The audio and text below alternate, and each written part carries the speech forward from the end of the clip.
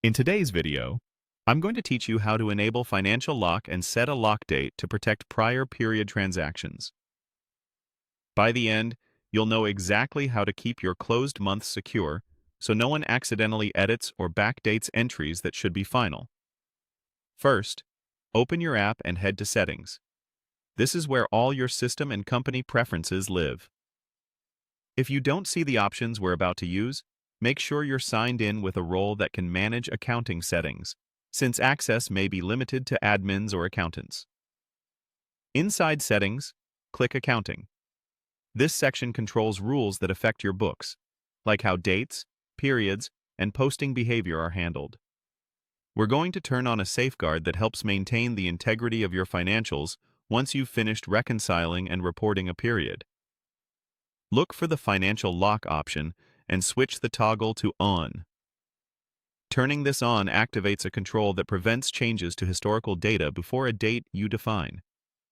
In practical terms, it stops edits, deletions, or new backdated entries from slipping into a period you've already closed.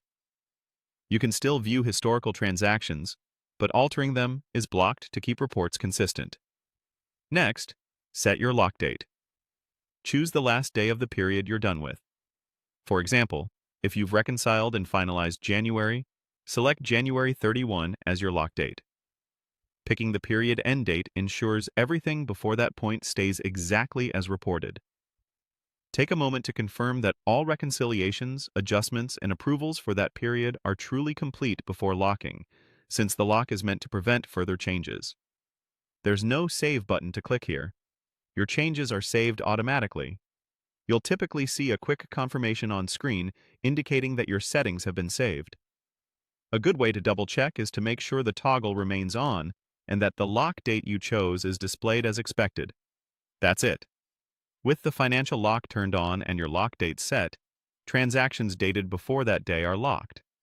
This protects your closed periods from accidental edits, keeps your audit trail clean, and helps ensure that previously issued reports continue to match your system data. As you move forward, repeat this same process whenever you fully close the next period. Choose a lock date at the new period end to extend your protection without reopening earlier months. And as always, coordinate with your accounting team so the lock aligns with your reconciliation and reporting schedule. Thanks for watching. Now your historical data is secure, and you can focus on the current period with confidence.